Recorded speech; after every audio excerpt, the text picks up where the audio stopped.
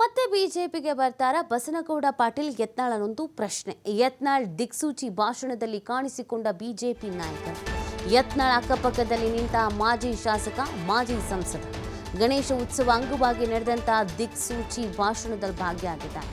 ಕೊಪ್ಪಳ ಜಿಲ್ಲೆಯ ಗಂಗಾವತಿ ನಗರದಲ್ಲಿ ನಡೆದಂತಹ ಗಣೇಶ ಉತ್ಸವ ಬಸನಗೌಡ ಯತ್ನಾಳ್ಗಾಗಿ ಮಾತ್ರ ಆಯೋಜಿಸಿದ್ದಂಥ ಕಾರ್ಯಕ್ರಮ.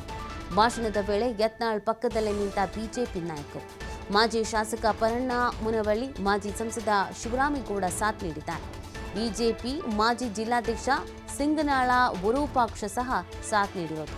ಇನ್ನೊಂದು ಕಡೆ ಯತ್ನಾಳ್ ಸ್ವಾಗತದಲ್ಲಿ ನಗರಸಭೆ ಬಿಜೆಪಿ ಸದಸ್ಯರು ಭಾಗಿಯಾಗಿದ್ದಾರೆ. ಯತ್ನಾಳ್ ಅವರನ್ನ ಪಕ್ಷದಿಂದ ಹೊರಗಿಟ್ಟ ಮೇಲೆ ಯತ್ನಾಳ್ ಅವರು ಮತ್ತೆ ಕಾಣಿಸ್ಕೊಳ್ತಾ ಇದ್ದಾರೆ. ಬಟ್ ಯತ್ನಾಳ್ ಅವ್ರ ಜೊತೆಗೆ ಯತ್ನಾಳ್ ಅವರ ಸುತ್ತಮುತ್ತ ಕಾಣಿಸ್ಕೊಳ್ತಾ ಇರೋದು ಬರೀ ಬಿಜೆಪಿಗರು. ಸೊ ಹಾಗಿದ್ರೆ ಯತ್ನಾಳ್ ಅವರು ವಾಪಸ್ ಬಿಜೆಪಿಗೆ ಬರ್ತಾರಾ?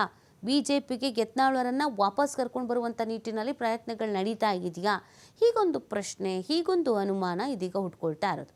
ಗಣೇಶ ಉತ್ಸವ ಅಂಗವಾಗಿ ದಿಕ್ಸೂಚಿ ಭಾಷಣ ಇತ್ತು. ಅದು ಕೇವಲ ಯತ್ನಾಳ್ ಅವರಿಗೆ ಅಂತಾನೆ ಇಟ್ಟಿದ್ದಂಥ ಕಾರ್ಯಕ್ರಮ ಆಗಿತ್ತು.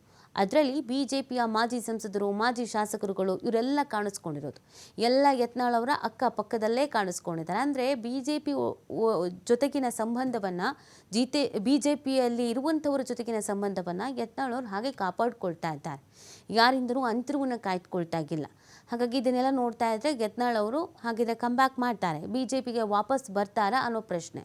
ಈಗಾಗಲೇ ಯತ್ನಾಳ್ ಅವರು ಇಲ್ಲಿ ಮೈಸೂರು, ಮದ್ದೂರು ಈ ಭಾಗಕ್ಕೆ ಬಂದಂಥ ಸಂದರ್ಭದಲ್ಲಿ ಅವರ ಕ್ರೇಜನ್ನು ನೋಡಿ ಹೈಕಮಾಂಡ್ ನಾಯಕರು ಓಕೆ, ಯತ್ನಾಳ್ ಅವರಿಗೆ ಈ ಥರದೊಂದು ಫ್ಯಾನ್ ಫಾಲೋಯಿಂಗ್ ಉತ್ತರ ಕರ್ನಾಟಕ ಬಿಟ್ಟು ಈ ಭಾಗದಲ್ಲೂ ಇದೆಯಾ ಅಂತ ಆಶ್ಚರ್ಯ ವ್ಯಕ್ತಪಡಿಸಿದ್ರು ಅಂತ ಹೇಳಲಾಗ್ತಾ ಇತ್ತು.